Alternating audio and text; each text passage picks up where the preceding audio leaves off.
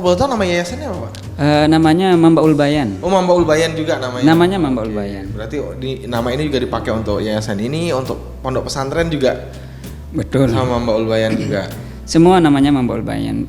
Terus itu kalau ada komunitas lah, ada anak-anak muda yang memang ngenem di sosial. Kenapa enggak resmikan aja sekalian begitu? Minta izin di dinas sosial, bergeraknya bebas, terus pengumpulan dana juga resmi, disalurkan ke orang-orang penerima juga jelas begitu. Nah, pertanyaannya Pak, apa bedanya waktu Bapak masih menjadi guru lah saya bilang, dan juga memiliki yayasan, mengembangkan yayasannya, sebelum sama sesudah Bapak di Dewan sekarang? Beda Mas. Beda ya? Beda. Apa yang beda nih? Beda. Kalau dari guru dulu hanya kita bercita-cita saja mau membantu gitu kan? Iya. Bercita-cita kok ini orang lansia ini kita mau bantu pakai apa gitu. Dana juga kagak ada. Iya, gitu. dana juga enggak ada. Mau pakai apa kita bantu kan? Dan sekarang itu kalau di anggota dewan itu lebih leluasa, bukan hanya 1-2 orang kita bantu, tapi bahkan ratusan hingga ribuan orang kita bisa bantu gitu. Kita bisa bantu untuk kebutuhannya apa saja, dan bukan hanya kebutuhan itu saja. Ya, bargaining powernya maksudnya posisi, ya Bapak lebih punya power juga untuk ke pemerintah dalam artian positif loh ya. Betul. Oh, ini ada anggaran pemerintah Kabupaten KLU yang bisa juga sebenarnya dialokasikan untuk yayasan itu tadi. Ya kan kalau kita mungkin, mohon maaf, ya rakyat biasa gitu, agak susah juga mau nembus ke sana gitu kan. Nah, di sini sebenarnya langkah positif yang diambil ya sejalan juga gitu dengan saat ini gitu. Tapi kalau berarti sekarang udah yayasan Bapak tetap jalan? Tetap jalan. Bahkan lebih banyak lagi yang bisa diterima. Lebih banyak lagi. Jadi kalau dulu mindsetnya satu lembaga itu satu desa. Oke. Satu lembaga itu satu desa. Tapi sekarang kan membuka cabang kemana-mana dengan satu saja yayasan itu bisa membuka lembaga sosial di desa-desa yang lain. Siap. Gitu. Tapi Pak, Bapak kan tidak dari anak kota atau apa? Bukan. Bapak dari hitungannya daerah Bayan, mohon maaf ini untuk warga Bayan, tapi memang jauh sekali. Betul. Jauh sekali dari pusat kota lah kalau kita bilang. Butuh waktu sekitar 2,5 jam melewati gunung gitu ya, baru sampai ke desa Bayan ini. Desa Bayan ini bahkan kalau muter sedikit masuk Lombok Timur langsung gitu Pak ya. Betul. Nah itu kan maksud saya dari sisi informasi yang ada dan segala macam pasti lebih terbatas daripada apa yang ada di kota. Nah bagaimana Bapak bisa terfikir hal-hal yang luar biasa ini gitu? Apakah Bapak kepo gitu? Atau sebenarnya ini melihat ada peluang yang bagus gitu, akhirnya Bapak ambil gitu? Bagaimana menggambarkannya? Soalnya dulu itu kita pikirnya itu gimana caranya seangkatan kita, seserjana kita itu semua pada ada kegiatan. Ya. Jangan nganggur lah gitu. Saling support lah ya. Saling support. Terus kita yang muda-muda ini kan masih semangat, belum menikah begitu. Okay. Kan dulu awalnya. Saat ini udah menikah ya? Belum menikah. Saat ini? Kalau sekarang sudah. Sudah. Sudah, alhamdulillah sudah. Alhamdulillah sudah. Gitu ya, jadi yang pemirsa yang di rumah, kalau yang tadi ada wanita atau apa, waduh, sudah ada yang punya gitu. Sudah. Ya, akhirnya lanjut ya. Ya, terus setelah dari lembaga sosial, ada beberapa mahasiswa teman-teman yang datang gimana cara buka lembaga sosial. Terus dia bilang di desa saya sudah ada lembaga sosial, apa yang saya bisa perbuat? Kalau udah ada lembaga sosial jangan buka lembaga sosial, bukanya PKBM namanya, Pusat Kegiatan Belajar Masyarakat. Oke.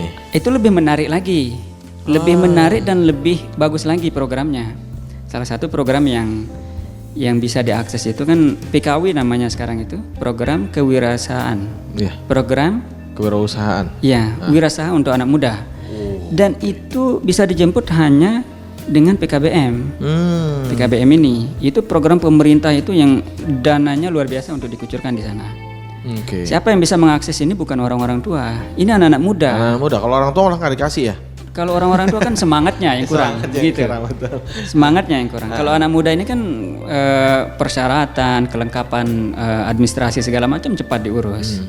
Nah, gitu. Jadi sehingga sering kita bilang ayo yang mau belajar buat lembaga sosial, buat PKBM, kalau belum ada di tempatnya, ayo kita sama-sama belajar. Oke. Jadi kalau teman-teman dimanapun nih, kalau memang butuh informasi atau apa, bagaimana mengelola yayasan atau PKBM, main-main ke tempat Pak Kamah boleh nih? Boleh. Boleh ya. Boleh. Ya tapi jauh, agak jauh. Jangan.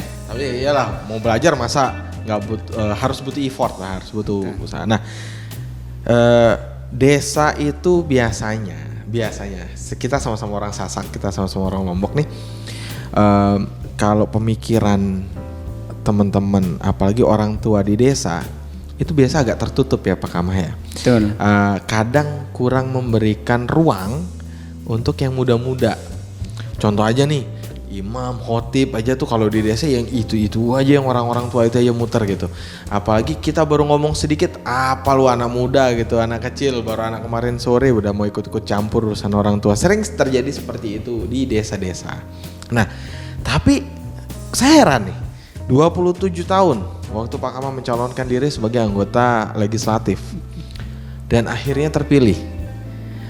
Dan itu pun dari hitungannya partai yang cukup baru waktu itu. Betul. Nah, Bapak apain itu orang-orang tua itu? Sehingga mereka mau mendengar dan memilih Bapak sebagai perwakilannya mereka di anggota di Dewan Perwakilan Rakyat ini. Gerakan anak muda sama orang tua itu beda. Oke. Beda, sangat jauh beda. Beda ya? Jauh beda. Iya. Kalau masalah keturunan, mohon maaf ini, keturunan saya orang politisi enggak ada, Mas. Nggak ada ya? Nggak ada. Bapak, Ibu? Bapak cuma lulusan SMP, Ibu baru bisa SMA, itu lulusannya. Dan jadi kepala desa enggak pernah, jadi PNS juga enggak. Jadi dia hanya sebagai warga biasa lah. warga lah yang bisa dikerjakan, nyupir, ke sawah, kalau ibu memang punya kios, punya dagangan. Dagang yang nggak ada lagi unsur-unsur politiknya. Nggak ada unsur-unsur politik. Tiba-tiba kita mau mencalonkan diri begitu. Mindset dari mana? Tapi kami yakin gerakan anak muda itu lebih istimewa lah bahasanya. Lebih istimewa daripada yang orang tua. Orang tua. Jadi yang tidak terpikirkan sama orang tua itu kita pikirkan. Dulu desa saya kan belum punya wakil ini. Sejak berdiri lah Lombok Utara itu memang sejak Lombok Barat dulu gabung Lombok Utara itu desa saya tidak pernah ada wakil. Tidak ada wakil yang naik. Tidak ada wakil yang naik. Ada beberapa kepala desa yang calonkan diri tapi tidak naik. Nggak pilih. Tidak terpilih. Ada beberapa kepala desa lah yang di desa saya itu mencalonkan dirinya tapi tidak naik gitu. Dan tiba-tiba kita yang baru sarjana, baru lulus kemarin mencalonkan diri. Kira-kira gimana begitu kan mindsetnya orang ini belum layak, masih iya begitu. Tapi kan yang mereka tidak pikirkan itu gerakan anak muda ini kan luar biasa. Dulu jadi tim kita bukan jadi tim lah bahasanya itu di politik ini kan rata-rata anak muda. Tagline-nya di setiap dusun itu sudah saatnya desa punya wakil. Ayo kita buat ini muda. Pokoknya begitu. Itu gerakan anak muda. Muda bergerak gitu ya. Saatnya yang muda bergerak. Jadi anak muda itu gerakannya luar biasa dah. Semangatnya. Betul. Kompaknya. Tapi waktu nyalon tuh ada berapa orang, Pak? Kalau dari di dapil Bapak? Di dapil saya itu ada 119 orang. Yang terpilih hanya 7 orang. Salah satunya adalah Bapak Kamah. Salah satunya kita. Luar biasa. Dan mohon maaf, yang 6 lainnya itu usianya pasti di atas Bapak? Ada satu yang setara dengan saya, tapi itu kan orang tuanya, mohon maaf kalau boleh disebutkan begitu kan? Jadi ada privilege politiknya lah gitu. Tinggi lah, dia sudah nyalon bupati bapaknya, terus jadi sekda segala macam begitu. Jadi sudah dikenal oleh masyarakat. Sudah dikenal sama masyarakat. Dan Pak Kamah, salah satu yang termuda juga, maju dengan latar belakang tidak ada politik. Tidak ada politik. Bahkan pun bermain di politik pun belum pernah sebelumnya. Belum. Karena sebelumnya jadi guru. Belum, iya betul. Tapi lebih enak jadi guru apa jadi anggota dewan? Kalau lebih enaknya itu dua-duanya, kan lagi dijalani sekarang. Dua-duanya lebih jalan ya? Lagi dijalani. Dan juga bocoran nih, Pak Kamah ini seorang pengusaha. Bisnis juga. Jadi tapi tadi dia udah note sama saya. Tapi pesantren saya segala macam itu bukan untuk saya hidup. Betul. Itu adalah bakti ke masyarakat. Nah, dia punya bisnis yang lain Pak ya. Oh, sekarang bergerak di bidang apa juga? Ada jualan durian juga nggak?